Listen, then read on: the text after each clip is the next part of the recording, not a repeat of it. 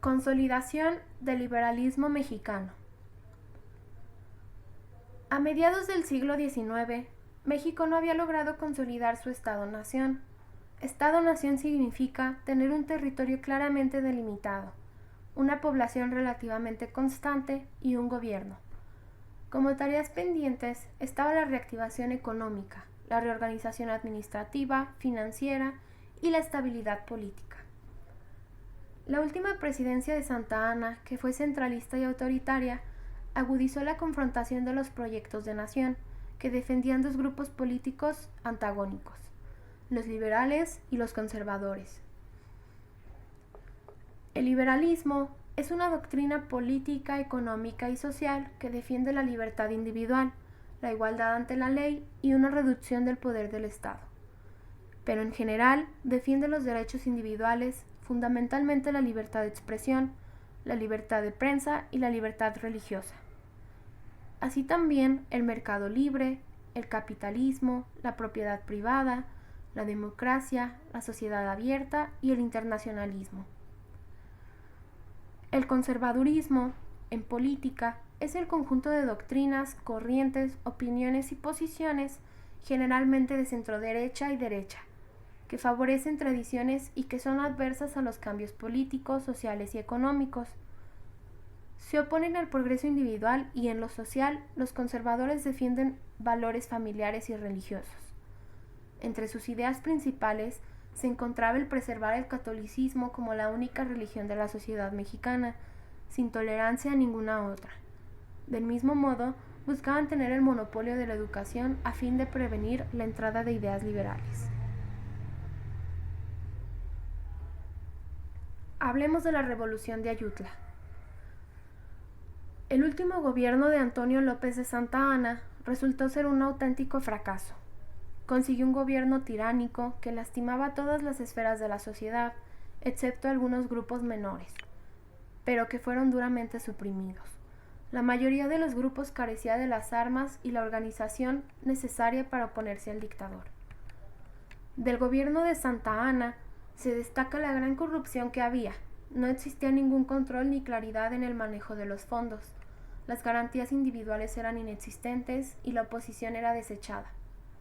En marzo de 1854, los liberales se levantaron en armas en Ayutla, Guerrero, mediante el Plan de Ayutla, dirigido por Florencio Villarreal, Juan Álvarez e Ignacio Comonfort, entre otros. El Plan de Ayutla se pronunció por el desconocimiento del gobierno de Santa Anna, la elección de un Congreso Constituyente y en contra de la venta de la mesilla. Los planteamientos centrales del plan eran desconocidos por el presidente de México, y de resultar triunfante el ejército liberal, se convocaría a representantes de los estados para elegir un presidente temporal, quien a 15 días de haber asumido el cargo, haría la convocatoria a un nuevo Congreso extraordinario con el fin de establecer un gobierno republicano, democrático y liberal, que reorganizara al país. La Revolución de Ayutla es triunfante, y una vez que Santa Anna deja el poder, los conservadores nombraron una junta de representantes y establecieron a Martín Carrera como presidente interino. Pero este solo permaneció en el cargo 28 días, dado que la columna liberal avanzaba hacia la ciudad. El 1 de octubre, los liberales establecen una nueva junta de representantes, y esta designa a Juan Álvarez como presidente interino. Con Álvarez se inicia una nueva generación de presidencias liberales, en los que se destacan Benito Juárez, Melchor Ocampo, Ignacio Ramírez, Miguel Lerdo de Tejada y Guillermo Prieto. Sin embargo, Juan Álvarez renuncia a los 2 meses e Ignacio Comonfort asume la presidencia, quien de inmediato convoca un gabinete para crear la Constitución de 1857. La Constitución Política de la República Mexicana de 1857 fue una constitución de ideología liberal, redactada por Ignacio Comonfort. Fue jurada el 5 de febrero de 1857.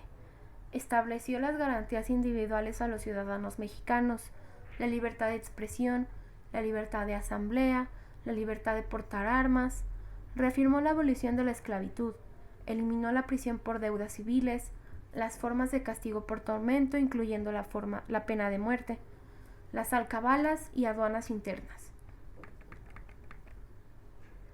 La presidencia de Ignacio Comonfort. Comonfort inicia su gobierno bajo el lema Orden y Libertad. Estabiliza la situación política, reprime a bandas de forajidos, impulsa obras materiales como la construcción del ferrocarril México-Veracruz, introduce el alumbrado del gas a la capital, propicia el desarrollo de la instrucción pública, decreta la creación de la Biblioteca Nacional, la Escuela de Artes y Oficios y colegios para pobres. Funda la Dirección de Pesas y Medidas, adopta el sistema métrico decimal, organiza el ejército y pacifica rebeliones de indios en el norte del país. Promulga las leyes Juárez, Lerdo y La Fragua, así como la Constitución de 1857. Leyes de reforma. Las leyes de reforma es el nombre con el que se le conoce al conjunto de leyes expedidas entre 1855 y 1863, durante los gobiernos de Juan Álvarez, Ignacio Comonfort y Benito Juárez. El objetivo fundamental de estas leyes fue la separación de la Iglesia y el Estado. Varias de estas leyes se elevaron a nivel constitucional por el Congreso Constituyente que redactó la Constitución Federal de los Estados Unidos Mexicanos de 1857. Estas leyes son: la Ley Juárez. Suprimió los tribunales especiales, aboliendo los fueros militares y religiosos, declarando a todos los ciudadanos iguales ante la ley. Ley Iglesias. Se prohibió el cobro de derechos y obvenciones parroquiales, el diezmo. Ley La Fragua, también conocida como Ley de Libertad de Imprenta.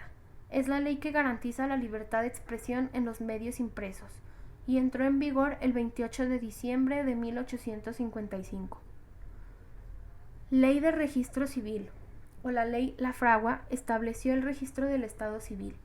Fue expedida el 27 de enero de 1857. Ley Orgánica de Registro Civil. Es aquella en que se establecía que el registro del Estado Civil de las personas quedaba a cargo de empleados de gobierno y no de la Iglesia. Fue expedida en Veracruz el 28 de julio de 1857. Ley de Nacionalización de Bienes Eclesiásticos. Esta ley complementa la Ley Lerdo, de desamortización de los bienes de la Iglesia, es decir, la venta de los bienes de la Iglesia. Ley de Matrimonio Civil. Fue expedida en Veracruz el 23 de julio de 1857. Por medio de esta ley se estableció que el matrimonio religioso no tenía validez oficial. El matrimonio civil sería entonces el que tendría el valor oficial.